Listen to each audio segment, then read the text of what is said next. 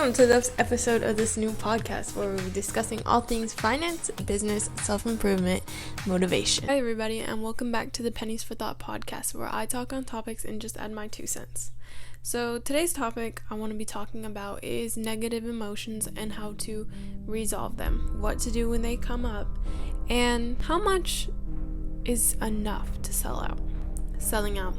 The price is always too high to sell out. Living a life of striving, success, living right are not easy. As a matter of fact, they're a lot harder and they come at a much higher price. Every day you have to actively decide and choose and look over every single one of your decisions and see if they line up with your values and who you want to be. The sacrifices required to come to a higher level are hard, but definitely worth it. Sometimes these sacrifices are friendships that aren't healthy, or choosing to stay at home and raising a family, or choosing to go to work to provide for yourself and your family. Or you might even have to sacrifice your time, or maybe going to have fun with your friends because you have work that needs to be done. These are all sacrifices. These are all a price that you have to pay to get to where you want to be. Sleep, even. Maybe you have to sacrifice some of your sleep to get up earlier in the morning to make sure that you're mentally right, you're physically right, you are prepared for the day spiritually. Get up and do what you need to do. Be dedicated, because that will always override motivation. We're not always going to be motivated, and there's going to be days when we don't feel like doing the things that we know that we should. There's going to be days that you don't want to do it. You're tired some days. That's just realistic. But the difference between dedication and motivation is that motivation is like a fleeting feeling. No feelings are permanent. No emotions are permanent. But if you're dedicated to something, you go regardless of how you're feeling, and that is a big key to getting things done and being more successful. Deciding to change who you've always been is something like dying. Now you might be like, it's not that extreme, but everything inside of you is going to try to fight back at you and try to bring you back to what you're used to and what you know. But a caterpillar, in order to fly, has to go into his cocoon. He has to go into this non-moving state and this dark sleep slumber in order to wake up and be a butterfly. In order to move on and make these changes that you want to make, whatever it may be in your life, it could be anything between just changing your habits, changing your lifestyle, praying more, things like that. You have to be dedicated, for one, and two, you have to be willing to die to all those things that you naturally want to do and naturally are prone to because you've done them your whole life. But if what you've done up to this point is not where you want to be, then you can't continue to keep doing the same things that you've done. That's like, I saw it on Pinterest actually, and I really liked it. It said, nothing changes if nothing changes. Because sometimes I feel like I want to change certain things about myself or certain things in my life, and I don't make any movement or make any effort to actually put those things away and put those things to rest and stop doing them or start doing them. Even though we call it like dying to yourself, it's not always bad. Putting to rest an old version of yourself is sometimes vital. It can be what's holding you back. I've had to do this myself when I'm breaking bad habits and forcing myself to do the harder things in life that I know are good for me. But, my body and sometimes my mind just trying to fight me on it and be like, just go back to sleep. It's okay. Do it later. Just don't listen to it. You should know deep down on the inside what is right for you and what you need to do. There's this quote that if you say you knew me a few years ago, you don't know me anymore. In order to be where I am today, I had to put to rest a lot of the things that the old me would have done. I've been through many stages in my life where things might have been hard and I did not react the right way, or I was holding things in, or I didn't have the right mindsets, and all those things I've had to let go of. Me personally, I had to turn all the way around to be where I am today, and so that's why I think that quote should be something that we strive for in a good way, that if you did know us a few years ago, you don't know us now, and we should continually be changing every day, and we should be striving to be better. That reminds me of the book that I read, Slight Edge. I had recommended it in my last videos on YouTube. It says if you do just pretty much a penny difference every day, which is like 0.01, that in a year's time that you would be 2 times better than you were this year. And when you do these life changes and you want to be different, sometimes it doesn't always come in a giant wave of dramaticness. Sometimes it's something small every day. Sometimes it's something subtle. Sometimes doing the little things is what makes a big difference in the long run.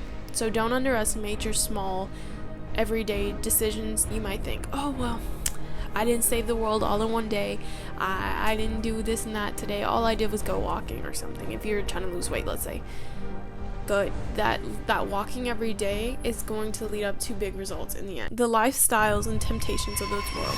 This was something that I also had talked about in my last podcast. The lifestyles that I was talking about, the temptations of this world, the mainstream media trends and everything that's gonna try to come at you, they're not unattractive. They're the masters of marketing. These things are going to look so attractive to you in every which way. And it's crucial to be dedicated and to be rooted in what you believe in and where you want to be. Otherwise, it's going to be easy for these things to take you astray. And also why? Because if you have all these people looking up to these people on Instagram or Facebook or whatever it is, you're gonna think that, oh, they're so happy all the time, they look so perfect, they're a picture perfect family, and they don't have any struggles, and why am I struggling? Why is this hard? Like, they're doing something different than me and they look like they're having so much more fun. Well, you should stop to think and also realize that people are not posting their failures online. They're not gonna put out the ugliest picture. They're not gonna show you a bikini picture after they're done eating enchiladas with their families. Like, that, it's just not realistic. Don't be so down on yourself all the time because what you may see is not reality. Negative emotions. Now let me get in on this topic. When you're trying to make a change, things are going to push you, and they're gonna attempt to wear you down and break you. They're gonna push you so hard to see if you'll snap. You gotta have fight in you. If you don't, you'll get beat and you're out of the ring and you lose. And one thing that I've always admired about my mom that she had taught me is that you have to fight. You always have to go, because if you let things knock you over in life and you roll over and you just accept them for it is what it is, you're done for. You won't make it. Like, you have to have a fight, have a will. And that's something that she's always demonstrated in her own life, and I've seen it myself, and I've tried to take it for my life as well. Life is hard. It can get hard, and you have to push back. Maybe my podcast came across as, or even my YouTube channel, where I didn't want to be too real. I kept a more happy feeling to it. I am a happy person. The only thing is, it can come across as if I also am one of those people that have the perfect life and everything's just so happy and whatever. But like I said, myself included, I'm not posting the hard parts of it, the lows, the highs. You're seeing the result, like a movie, kind of like entertainment. But it's unrealistic to pretend like you also have never felt feelings of doubt or anger or fear. The hardest challenges come right after you have the biggest victory, or you're on the brink of breakthrough.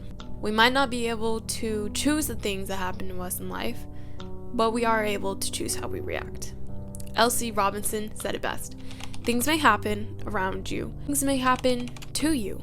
But the only things that really matter are the things that happen in you. As long as we are not able to control or find out a productive way of expelling these strong negative emotions, then we are susceptible to falling right into the trap set out for us. Bad stuff happens to good and bad people. Life is too short to be little. Those words, said Andre Marus in This Week magazine, have helped me through many a painful experience. Often we allow ourselves to be upset by the small things we should despise and forget. Here we are on this earth with only a few more decades to live, and we lose many irreplaceable hours brooding over grievances that in a year's time will be forgotten by us and everybody. No, let us devote our lives to worthwhile actions and feelings, to thoughts, great thoughts, real affections, and enduring undertakings, for life is too short to be too little. At some point, we all have to make a decision. Another great quote from this book was Lawrence Jones. When he was asked afterwards if he didn't hate the men who had dragged him up the road to hang him and burn him, he replied he was too busy with his cause to hate, too absorbed in something bigger than himself. I have no time to quarrel, he said. No time for regrets, and no man can force me to stoop low enough to hate him. I just want to leave you all on that quote there. All going to be challenged. Our part is to decide how we're going to handle them and what we're going to do. And there's always two sides. Keep improving and make the right decisions today. This podcast is now going to be available on several more platforms, including Amazon Music, Apple Podcast, Google Podcast, Anchor, and Spotify.